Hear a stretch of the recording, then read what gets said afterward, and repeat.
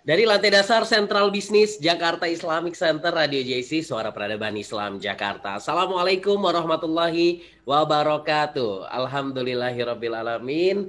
Senang sekali Bang Dipo Usman kembali hadir menemani Ruang Dengar Mitra JC atau di hadapan layar kaca Mitra. Mudah-mudahan Mitra selalu sehat dan semangat walaupun kita masih dalam pandemi gitu ya, COVID-19 ya, masih nuansa PSBB di DKI Jakarta khususnya. Mudah-mudahan kita semua sehat dan kami ingatkan juga untuk senantiasa menerapkan 5M ya. 5M yang tentunya sudah digaungkan oleh pemerintah serta kita juga harus melaksanakannya, mulai dari mencuci tangan, memakai masker serta menjaga jarak, menghindari mobilisasi massa, kemudian juga yang terakhir adalah makan dan makanan yang baik gitu ya, nutrisi. Baik, Mitra JC, hari ini kita akan membahas satu tema yang menarik dan kita sudah memasuki edisi 12 Februari 2021, tentunya Mitra JC. Ini merupakan hari libur nasional ya. Mudah-mudahan Mitra juga selalu semangat, selalu menjadikan inspirasi untuk hari ini. Program Bincang Sehat hari ini insya Allah akan hadir bersama kita yaitu Dr. Novit Kashful yang insya Allah hari ini akan berbagi bersama kita mengenal kanker secara keseluruhan. Nanti Mitra JC kami juga mengundang untuk mitra yang ingin bertanya atau ingin sharing gitu ya, ingin bertanya sama dokter, kami persilakan Mitra JC mengirimkan pertanyaannya di kolom Facebook ataupun di SMS center kami di 081215549288. Baik, langsung dari kediaman beliau karena hari ini Bang Dipo dan Rumah Sakit Islam Jakarta Sukapura masih belum bisa langsung bertemu live di studio. Jadi kita saat ini masih menggunakan virtual Zoom yang tentunya sudah hadir dari kediaman Dr. Novit. Kita langsung sapa. Assalamualaikum warahmatullahi wabarakatuh, dokter. Waalaikumsalam warahmatullahi wabarakatuh, Bang Iko. Iya, apa kabar Dokter Novit? Sehat ya? Alhamdulillah, ya sehat. Alhamdulillah. Senang banget nih bisa berjumpa kembali bersama Dokter Novit hari ini. Biasanya kita ketemu ya di studio dan ini pertemuan kedua kalinya kalau nggak salah ya dok ya, atau yang ketiga ya? Ketiga kalau nggak salah. Oh, kalau ketiga kalau nggak salah ya, alhamdulillah.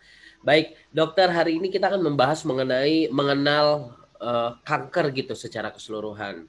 Nah, ini sebenarnya temanya sangat luas sekali begitu ya. Nanti akan ada juga slide proyektor yang nanti akan share screen maksud kami nanti akan kita tampilkan. Jadi untuk mitra yang mendengarkan Radio JC bisa langsung lari ke Facebook atau bisa langsung buka Facebook Radio JC untuk bisa mengetahui dan lebih lengkap seperti apa materi yang nanti akan dijelaskan oleh Dr. Novit. Langsung aja Dr. Novit untuk bisa memberikan materi kita pada kesempatan pagi hari ini. Kami persilakan dokter.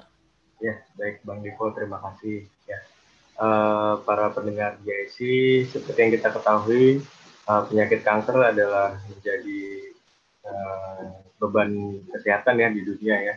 Karena penyakit ini sifatnya kronis, berlangsung dalam waktu yang lama, maka bagi penderitanya juga mungkin cukup menderita ya kalau terkena penyakit kanker ini.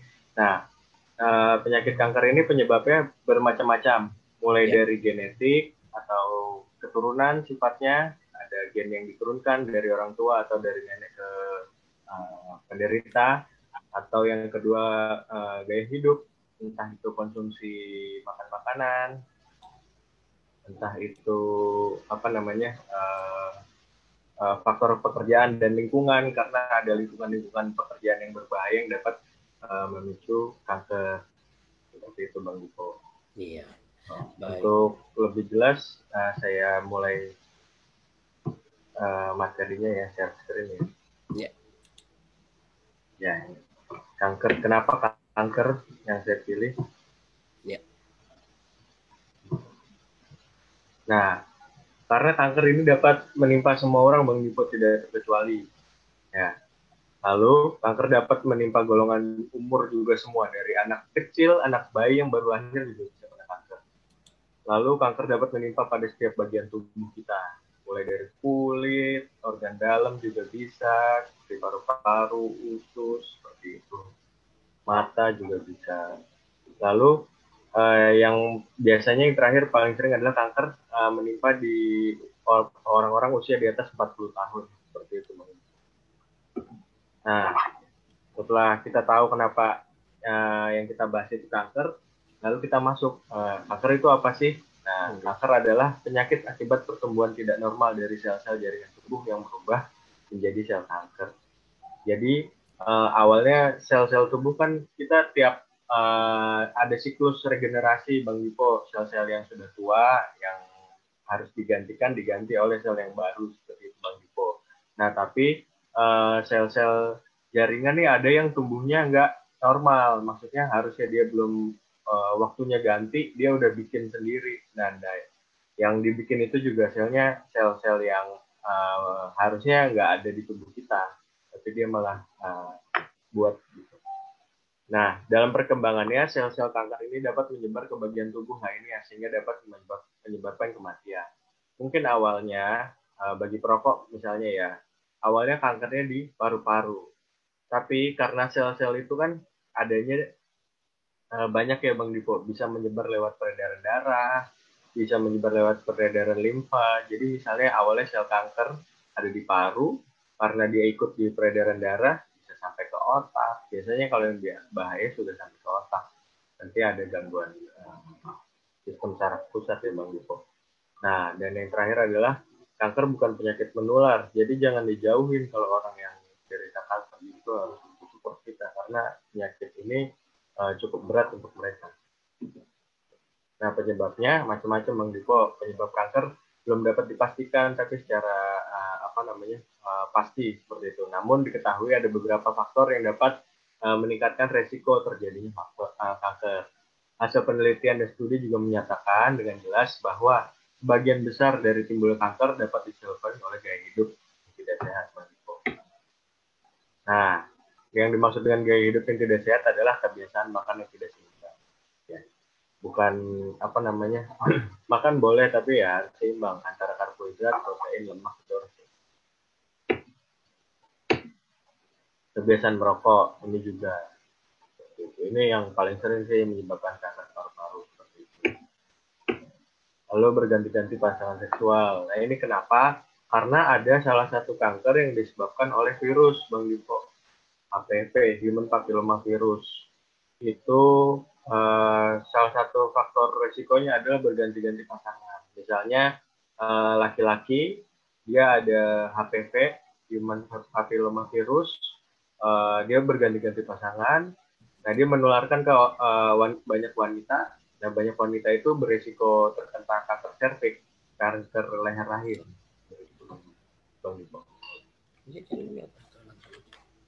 Nah, lalu ada penyinaran yang berlebihan. Penyinaran yang berlebihan ini maksudnya adalah pertama bisa dari sinar matahari, kedua bisa dari sinar seperti radioaktif, seperti X-ray, seperti itu Bang Diko. Itu berisiko tinggi untuk menjadi kanker. Lingkungan hidup serta pekerjaan yang ada hubungannya dengan penyebab kanker. Seperti itu. Nah, apa saja faktor-faktor resikonya nih Bang Diko? Yang pertama, faktor-faktor atau zat-zat yang dapat menyebabkan kanker disebut karsinogen. Seperti itu. Biasanya di beberapa makanan yang proses pengolahannya itu mungkin dibakar dengan api langsung ya Bang Dipo, itu bisa merubah zat makanan tersebut menjadi zat karsinogen. Jadi sebisa mungkin dihindari makanan yang dibakar langsung dari api seperti itu. Lalu faktor-faktor penyebab lain adalah bahan kimia. Tar itu zat yang terdapat di dalam rokok itu dapat menyebabkan kanker paru-paru. Bahan kimia untuk industri serta asap yang mengandung senyawa karbon. Itu biasanya pegawai-pegawai, pekerja-pekerja industri yang APD-nya nggak bagus gitu ya, tidak memakai masker sesuai ketentuan, bekerja yang dengan lingkungan yang risiko tinggi biasanya juga dapat terkena kanker paru-paru.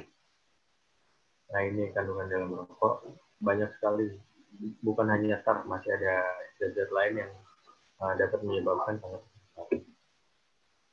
Nah perbedaan paru yang sehat dan paru yang sudah mulai hancur karena rokok, ya sangat jelas perbedaannya. Udah banyak yang mati jaringan-jaringannya dengan jaringan parut seperti itu, kayak koreng, tapi ini ada di. Nah, lanjutan tadi saya bilang juga ada yang penyinaran yang berlebihan. Sinar UV yang berasal dari matahari. Itu jadi sinar UV kan macam-macam Bang Dipo. Ada UVA, UVB, UVC. Yang bisa disaring sama atmosfer kita, itu UVC. UVC itu sama sekali nggak masuk ke bumi gitu, karena udah disaring atmosfer. UVA, UVB masih masuk, itu tapi relatif aman UVA atau UVB, tapi paparan waktu yang sering dan terus-menerus dan jangka waktu yang lama juga dapat menyebabkan kanker dari UVA dan UVB ini. Tapi kalau UVB itu emang sangat berbahaya Bang Diko. Kalau dia kena kita kena terpapar oleh UVC, biasanya ntar sel-sel di kulit kita mati. Nah, regenerasi dari sel yang mati ini yang biasanya menyebabkan kanker kulit Bang Diko. Jadi biasanya kan apalagi sekarang lagi ngetren tuh kan alat sterilan dengan UVC karena lagi pandemi ini. Nah, kalau sebisa mungkin waktu sterilnya itu jangan deket-deket, dikasih jarak. Jadi kita nggak terpapar sama UVC-nya itu. UVC emang bisa membunuh bakteri, sama membunuh virus, tapi juga berbahaya buat kita kalau kita terpapar dalam jangka waktu yang lama dan sering. Jadi kalau di rumah yang punya sterilizer box dengan UVC, hati-hati, dipastikan mati betul sebelum kita mengambil barang atau menaruh barang di dalam steril box itu. Nah, lalu ada sinar radioaktif, sinar radiasi atau sinar X yang berlebihan dapat menimbulkan kanker kulit dan leukemia. Ya, jadi biasanya pekerja-pekerja radiografer begitu ya di rumah sakit itu rawan terkena apabila ada kebocoran. Biasanya dinding-dinding rumah sakit di bagian radiologi itu dibuat khusus biar sinarnya itu nggak bocor sampai ke dia seperti itu. Nah, ini untuk fakta ya, dulu penemu sinar X itu terkena kanker di tangannya Bang Dipo karena dia bolak-balik melakukan uji coba sinar X ini, tapi tanpa disadari ternyata dia terkena kanker setelahnya. Penemunya malah kena kanker. Lalu yang terakhir yang saya bilang, bukan yang terakhir, selanjutnya yang saya bilang tadi virus Bang Dipo. Beberapa virus berhubungan erat dengan perubahan sel normal menjadi sel kanker. Jenis virus ini disebut virus onkogenik. Salah satunya tadi HPV, Human Papilloma Virus. Nah, ini faktor risikonya tadi bergonta-ganti pasangan seksual gitu ya.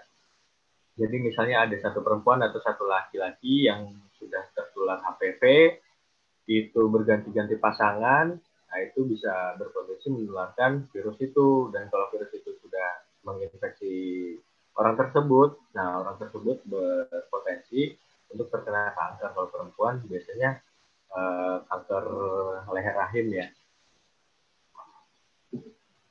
Lanjut Bang Diko. Ada hormon juga, pemberian hormon tertentu secara berlebihan dapat menyebabkan peningkatan terjadinya beberapa jenis kanker seperti kanker payudara, kanker rahim, kanker indung telur dan prostat. Lalu rangsangan fisik berulang, misalnya gesekan atau benturan pada salah satu bagian tubuh yang berulang dalam waktu yang lama dapat menyebabkan terjadinya kanker pada bagian tubuh. Misalnya ada satu kulit nih, kita misalnya pakai suatu produk ya, dan produk itu sering melukai kulit kita, mengiritasi dalam waktu yang lama berulang kali, nah itu juga dapat beresiko. Lalu makanan yang lama tersimpan dan berjamur dapat tercemar oleh aflatoksin. Aflatoksin adalah zat yang dihasilkan jamur Aspergillus flavus yang dapat meningkatkan resiko kanker hati. Ya. Nah, tanda dan gejala seperti apa? Pertama, jika ada benjolan atau kelainan.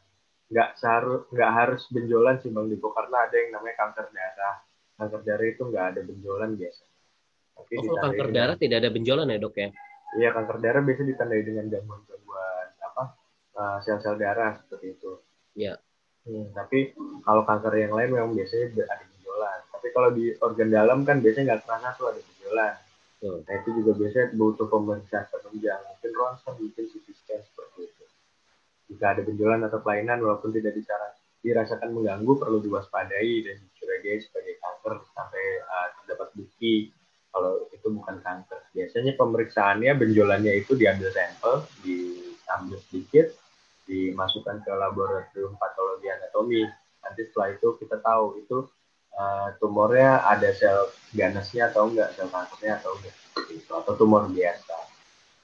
Seperti itu. Ada 7 gejala yang perlu diperhatikan dan diperiksakan lebih lanjut ke dokter. Ada atau tidaknya gejala tersebut adalah satu, waktu buang air kecil atau besar, ada perubahan kebiasaan atau gangguan. Biasanya ini kaitannya dengan saluran pencernaan atau saluran kemih ya, Bang Diko.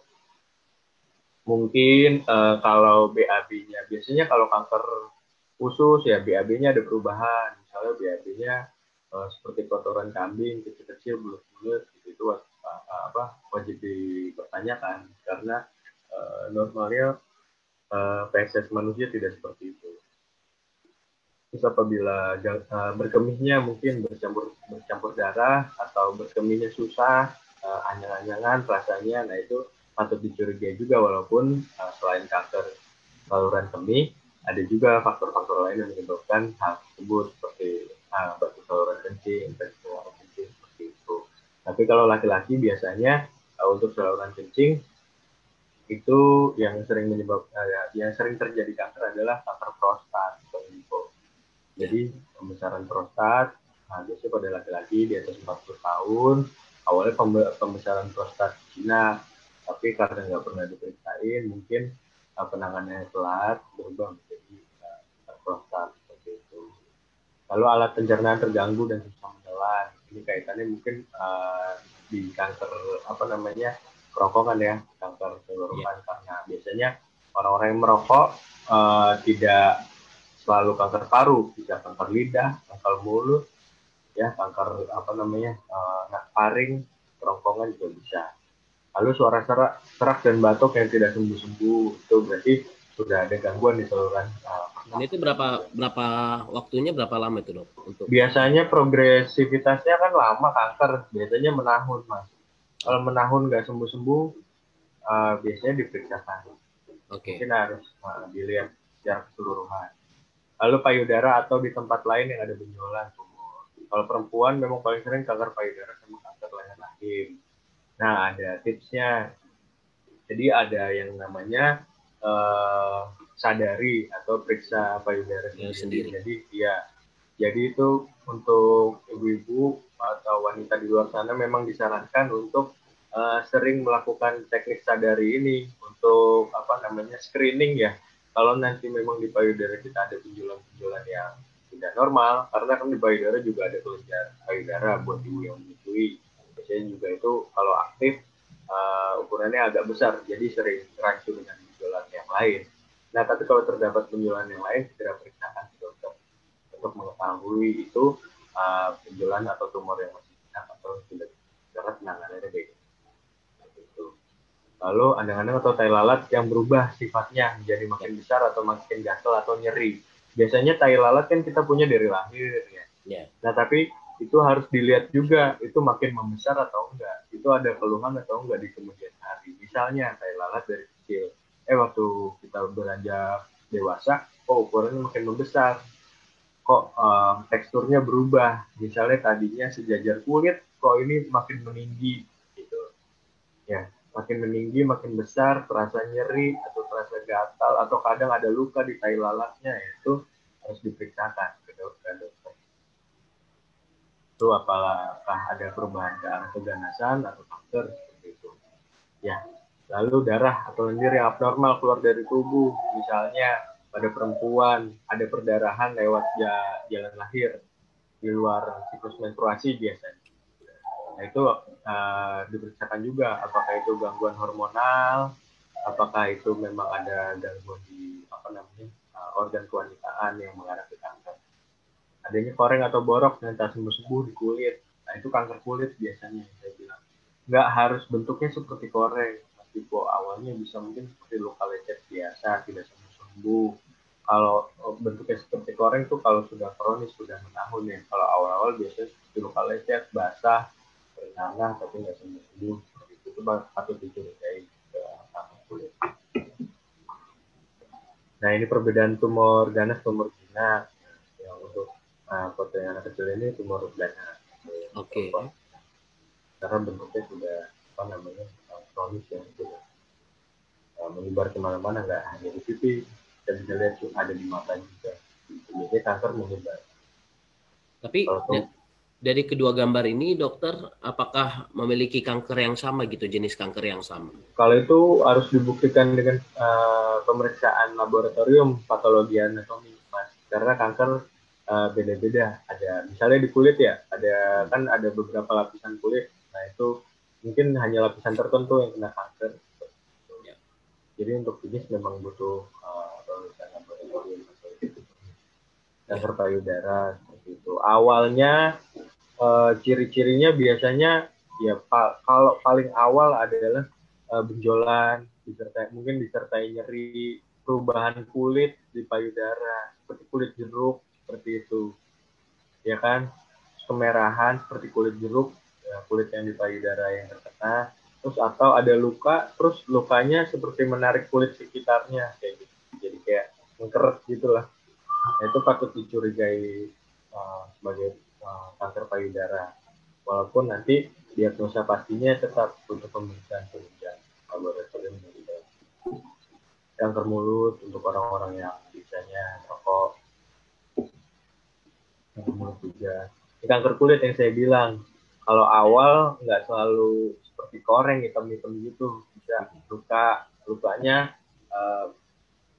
turun ke bawah gitu, istilahnya ulkus ya, kayak sariawan seperti itu. Kanker kulit juga,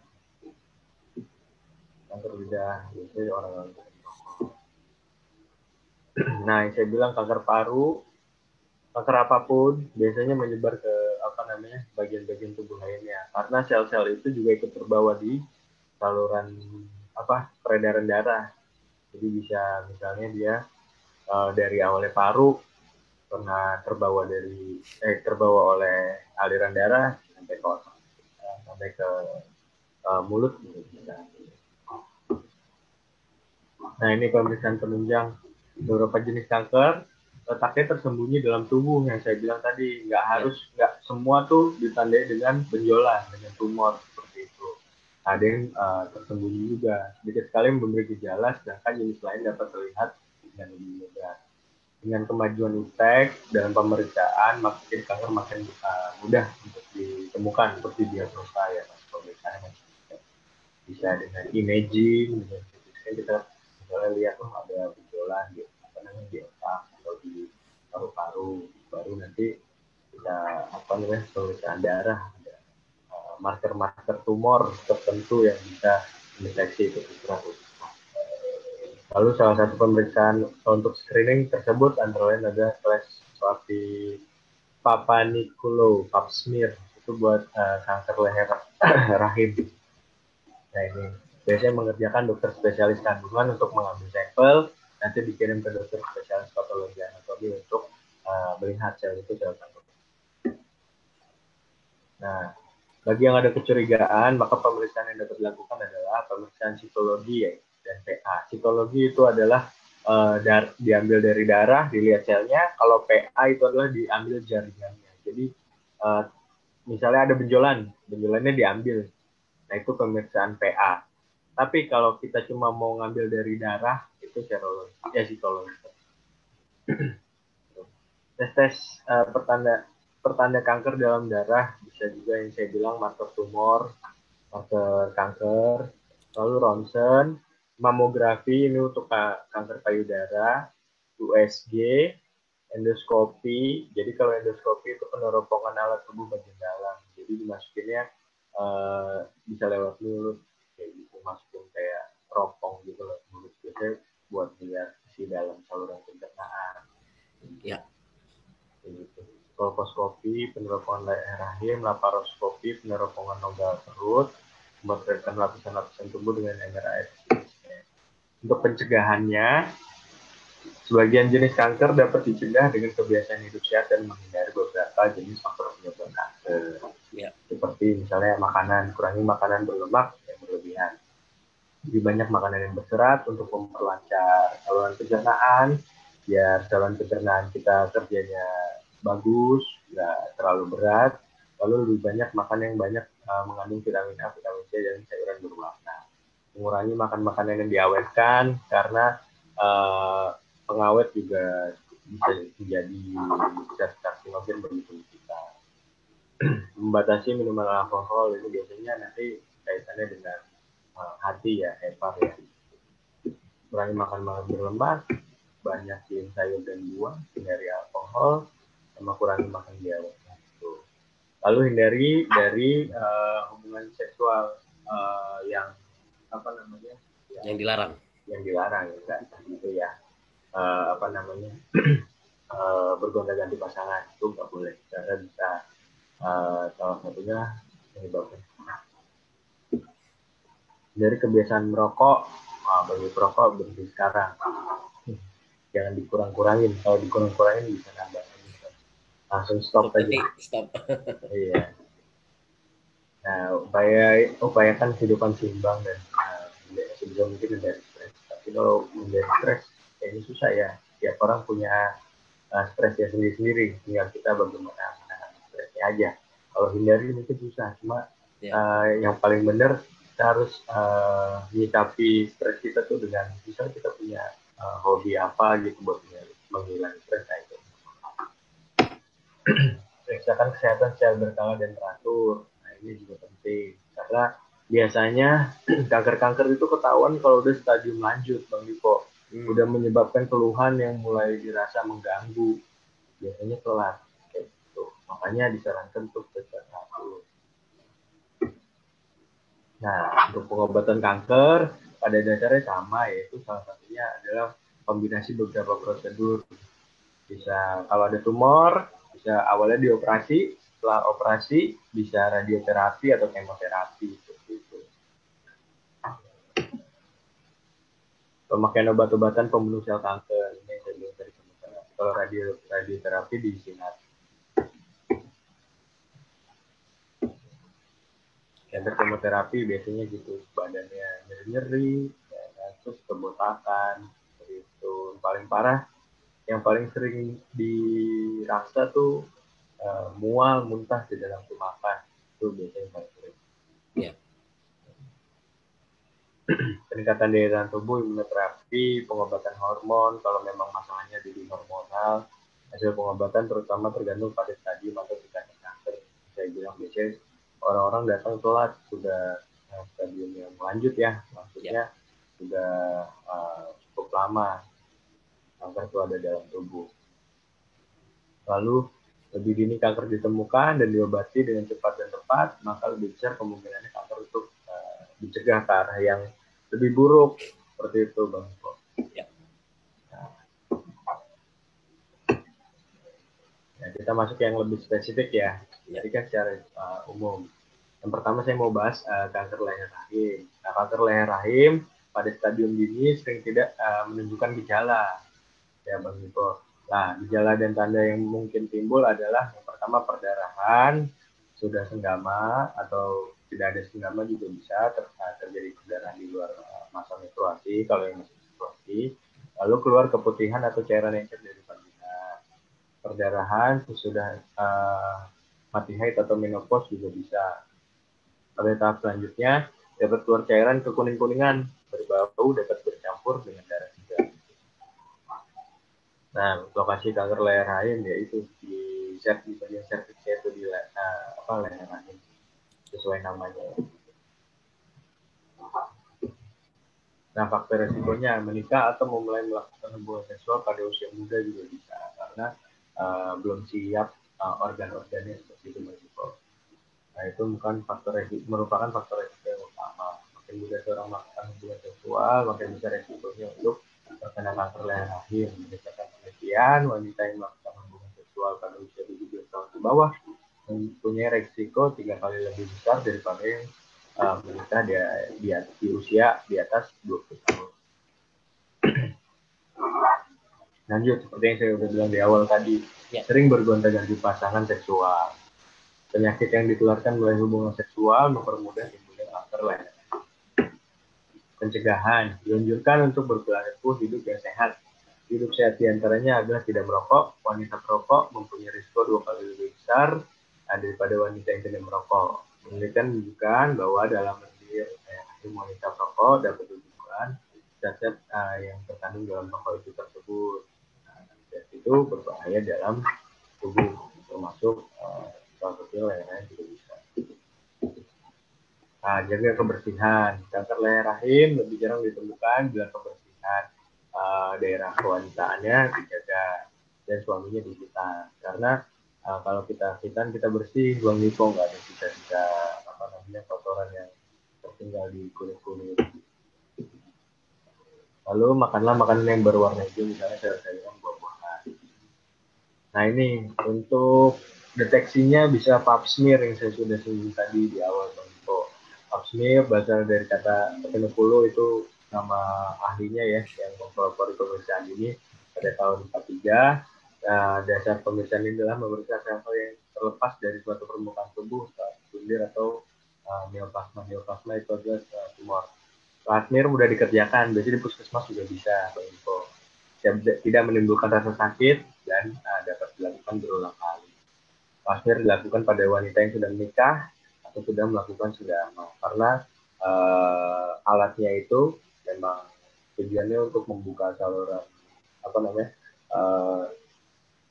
jalan lahir ya. Jadi kalau belum menikah atau belum melakukan sedama memang nggak boleh.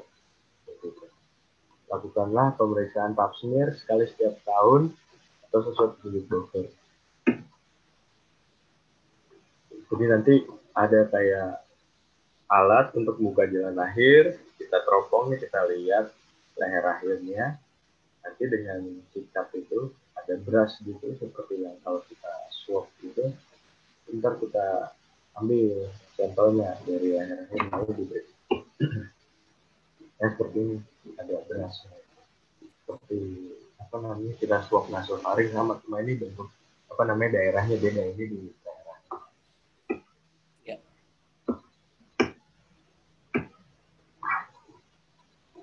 Ya. Yang terakhir Bang Dipo, yang dikatakan di surat Al-Imran ayat 200, wahai orang-orang yang beriman, bersabarlah kamu. Ini kalau udah kena kanker memang butuh kesabaran ya. Karena pengobatannya tidak instan, harus berkepanjangan. Sabarlah kamu menghadapi segala kesukaran dalam mengerjakan perkara-perkara berkebajikan, dan kuatkanlah kesabaran kamu lebih daripada kesabaran musuh di medan perjuangan. Musuhnya kanker ini.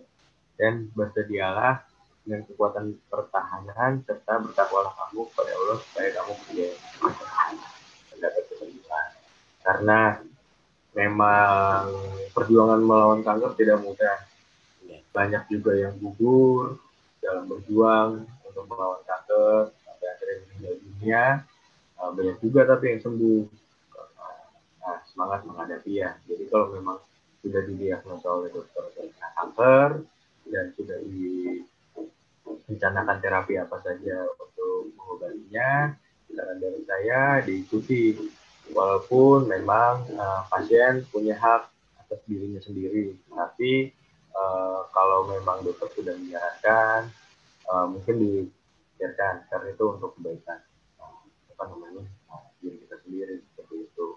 Dan lagi yang harus ditangani pada diri kita kalau memang kita sudah terkena kanker adalah harus bersabar dan karena pengobatannya nggak mudah, pengobatan juga nggak enak, dan juga pengobatannya nggak sebentar, nggak instan, lama, seperti itu. Jadi memang yang dirasa biasanya oleh penderita kanker ini nggak cuma gangguan fisik aja Bang Dipo, ada psikisnya juga, begitu. Rata-rata biasanya mungkin ada yang sampai depresi menghadapi penyakitnya karena frustasi nggak kunjung sembuh, biasanya menyebabkan depresi.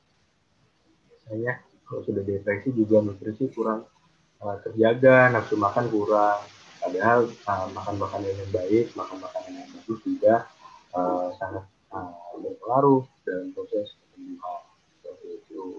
Terus juga biasanya uh, kanker kan menyebabkan tumor atau benjolan yang mempengaruhi estetika juga kan ya Bang Iko.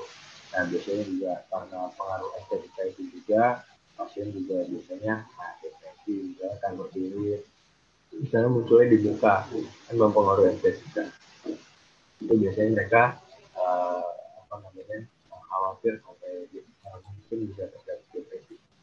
Jadi memang pengobatan kanker ini harus secara holistik, nggak cuma fisiknya aja. Fisiknya kita diobatin dokter, ya mungkin psikis kita juga kalau kita sudah mulai ada gangguan apa namanya sakit kanker ini, kita bisa pergi ke dokter spesialis jiwa, ke psikiater atau bisa ke psikolog. Dan juga yang terakhir memang manusia kan cuma apa namanya berencana berusaha tetap kita harus berdoa gitu untuk minta kesembuhan karena memang yang saya bilang tadi pengobatan kanker ini harus secara holistik tidak cuma fisik tapi semua juga harus diperhatikan untuk mencapai kesembuhan. Ya, ada hadis juga Bang Dipo, bila Allah menguji hamba yang muslim dengan ujian pada badannya, maka Allah berfirman, dosa amal solehnya yang telah dikerjakannya. Bila Allah menyembuhkannya, dia memandikannya dan membersihkan. Bila Allah mengambilnya, Allah ampuni dan merahmatinya. Pada hadis ini dijelaskan keutamaan ujian orang yang sakit, amal soleh yang dikerjakannya pada waktu ia sehat, ditulis untuknya sholat. Sholat sunnahnya, puasanya, baca Al-Quran, orang sakit yang punya semua dosa.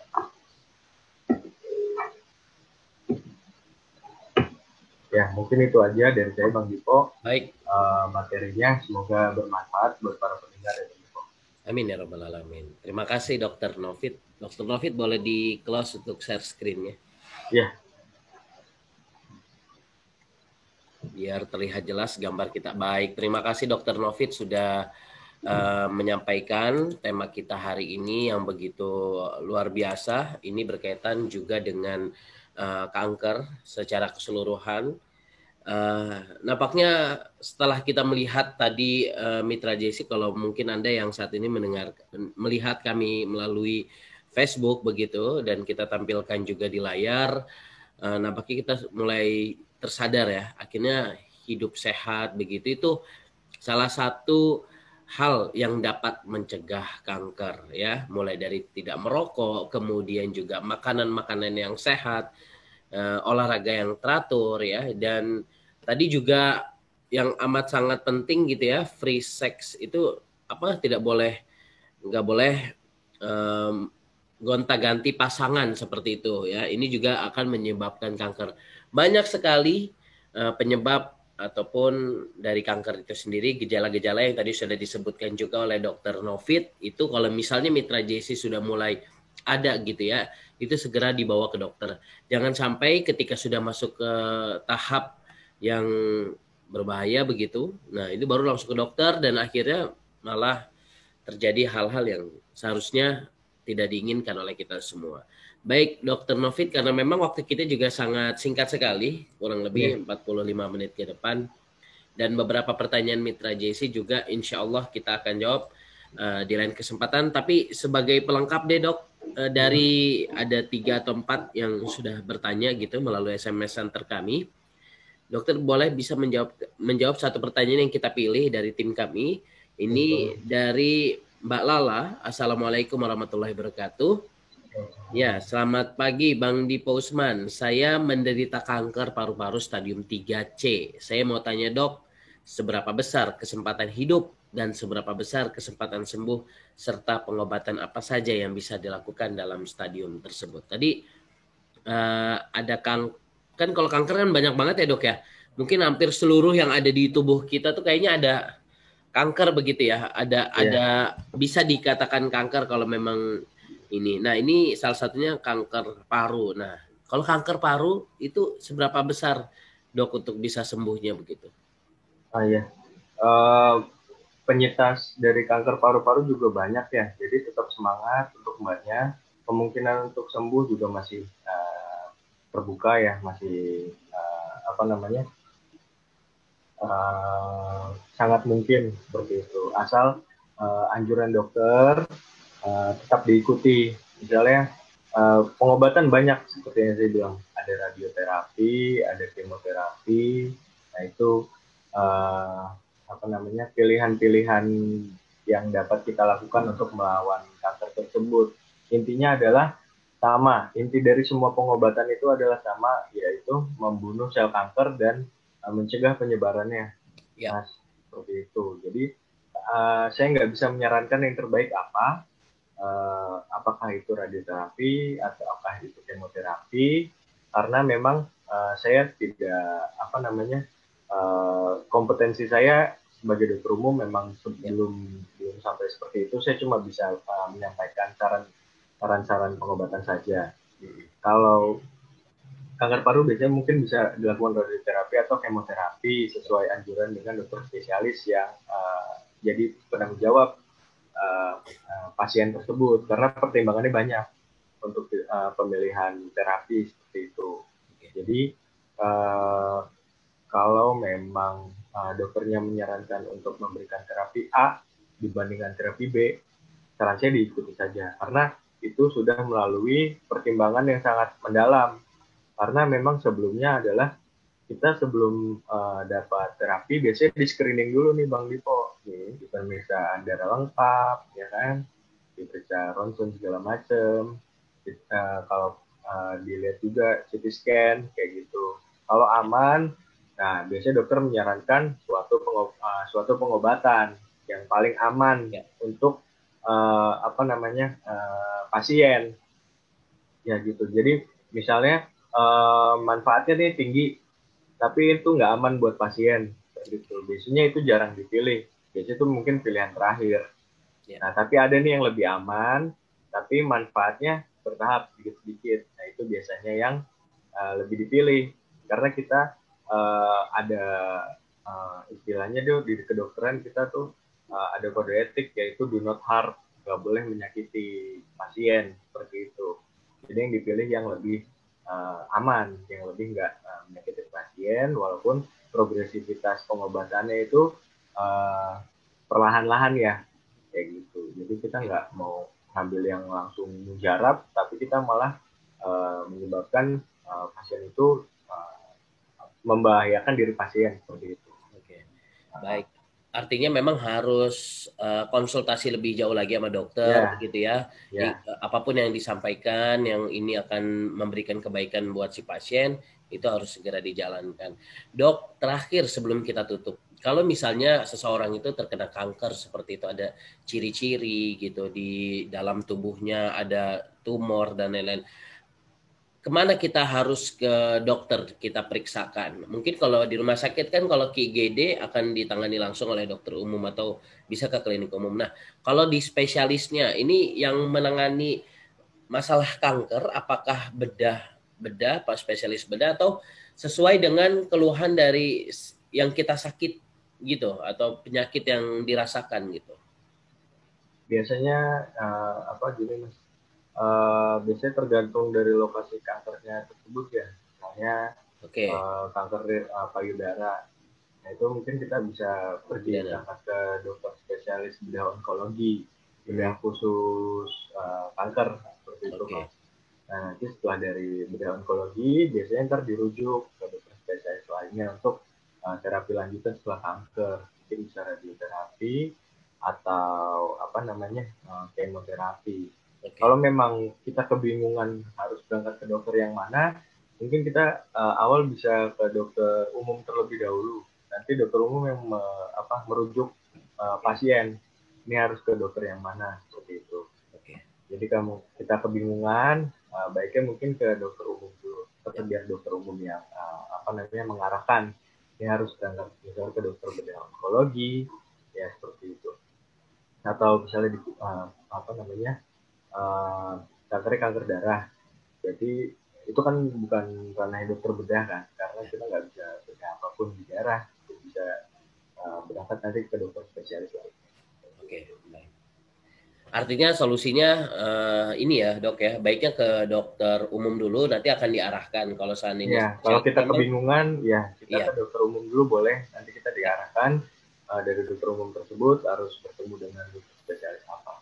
Iya, oke oke. Baik, nanti kalau misalnya Mitra JC, ya mungkin ada saudara ataupun keluarga ataupun tetangga kerabat gitu ya yang memiliki tanda-tanda dan ingin bertanya seputar hal ini ya bisa diarahkan. Mungkin biar lebih aman seperti itu, jangan sampai nanti kita salah salah alamat begitu ya. Iya, Jadi benar datang Mas. aja ke dokter umum, kemudian nanti dokter umum akan mengarahkan. Kalau di Rumah Sakit Islam Sukapura sangat gampang sekali Mitra JC, langsung aja datang ke bagian informasi, nanti akan ditunjukkan di klinik umumnya, nanti akan diarahkan kepada yang memang spesialis di bidang itu. Iya, Ya. benar Bang Dito. Oke, terima kasih Dokter Novit Kashful. Insya Allah Ya, kita akan ketemu lagi.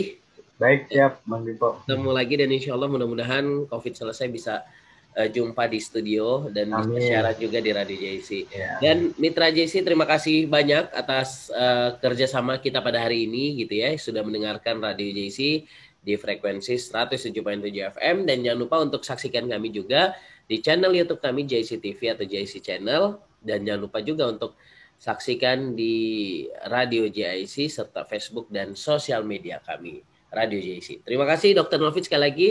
Ya, Salam buat seluruh dokter dan Mitra JC untuk informasi dan lain-lain. Mitra JC jangan lupa untuk follow di Instagramnya RSIJ Sukapura atau Facebooknya Humas RSIJ Sukapura. Di situ ada berbagai macam jadwal dokter, kegiatan-kegiatan Rumah Sakit Islam Sukapura, termasuk juga spesialis apa yang ada di sana, begitu ya. Jadi silakan Mitra JC ikuti dan jangan lupa untuk senantiasa follow sosial medianya juga. Saya Dipo Karslami, saatnya pamit undur diri dari ruang dengar Anda. Billahi taufiq wal hidayah. Wassalamualaikum warahmatullahi wabarakatuh.